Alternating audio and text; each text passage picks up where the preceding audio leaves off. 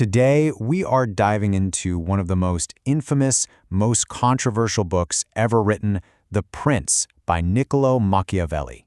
And look, this isn't just some dusty old historical text. It's a playbook for power so radical, it literally shattered the old rules of politics and changed the game for good. So let's just get right to it. Why? Why is a book that's 500 years old still so shocking? What on earth did Machiavelli say that was so revolutionary that we're still arguing about it, and you can still see its echoes in the halls of power today? Well, to really get the answer, we have to go back in time. We have to understand the world that Machiavelli was living in, because his ideas, they didn't just come out of nowhere. They were forged in the fire of a crisis that was tearing his home to pieces. So, picture this, the Renaissance Italy of the 15th century. It isn't a country like we think of it.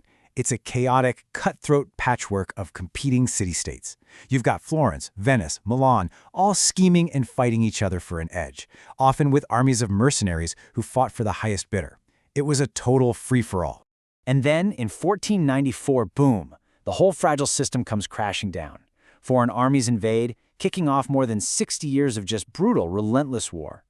This was a catastrophe. Cities were destroyed, governments were toppled, and Italy basically lost its independence. This absolute chaos, that's the stage for everything Machiavelli is about to write. So Machiavelli is watching all this carnage unfold, and he's not just seeing a military failure. He's seeing a failure of thinking. He's asking this huge question. How could all of Italy's supposedly wise and virtuous leaders fail so completely? Why were they so helpless? To understand his answer, we first have to look at what the conventional wisdom was at the time, the philosophy he was about to blow to pieces. Let's call them the rules of virtue. Back then, there was this whole genre of self-help books for kings. They were called mirrors for princes. And the main idea was really simple. To be a great ruler, you first had to be a good person. The advice was always the same. Be fair, be merciful, be religious. The assumption was that your moral character was the key to political success. And this idea was built on two massive pillars. First, you had ancient Greek philosophy from guys like Aristotle, who said the whole point of a state was to make its citizens virtuous. And second, you had Christian theology, which taught that a good king serves God's will and a tyrant is committing a sin. So, in their minds, politics and morality were the exact same thing. And right here is where Machiavelli drops the bombshell.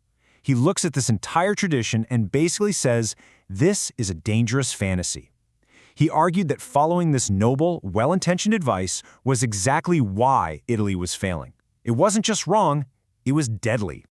Okay, so if the old rules get you conquered and killed, what's the alternative? Well, this brings us to Machiavelli's radical, entirely new framework, the rules of power. He essentially founded what we now call political realism, and the core idea is this: stop studying how politics ought to be in a perfect world and start studying how it actually is in the real world. A leader who builds his strategy on a fairy tale is going to get crushed by reality. This was a complete 180. The old books asked, how can I be a good, moral person? Machiavelli just tossed that question in the trash. Instead, he asked a new set of questions. What does it actually take to keep your state from collapsing? What must be done when everything's on the line? In short, what works? And this new line of questioning leads him to one of his most shocking conclusions. He says that if a leader truly wants to protect their state, they have to be willing to do things that are not good. They must, as he puts it, learn how not to be good. He even had a great Italian name for this whole approach, the verità effettual. It literally means the effectual truth, the truth of what is effective, of what actually gets results in the real world, not what just sounds noble in a philosophy class. Now, to prove his point, you'd expect him to pick some wise, beloved king as his case study, right? Nope, not Machiavelli. To show how power really works, he chose a man that pretty much everyone else considered a monster. Meet Cesare Borgia, son of a pope, brilliant, ambitious, and just completely ruthless. This is a guy who murdered his rivals, betrayed his allies without a second thought, and used deception as his favorite tool. By any normal moral standard, this guy was the villain of the story. But where everyone else saw pure evil, Machiavelli saw efficiency. He saw a master of the effectual truth. He studied Borgia's playbook and admired his decisive use of force, his clever use of deception, his brutal way of getting rid of anyone who stood in his path, and his genius for managing his public image. For Machiavelli, this wasn't a horror story. It was a blueprint for success. And this is the most critical point to understand. He was not saying, hey everyone, be a monster like Borgia.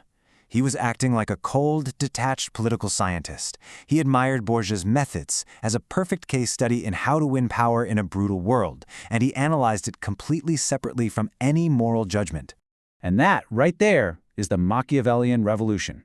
He was the first major thinker to take an axe and chop politics and morality into two completely separate things. He divorced political analysis from what's right and wrong, and in doing so, he created a brand new, pragmatic, and honestly, often terrifying way of looking at power. Which leaves us with the same deeply unsettling question that Machiavelli threw down 500 years ago, and it's just as relevant today. In a world that's always full of danger and crisis, what do we really want from our leaders? Is it better for them to be good or to be effective?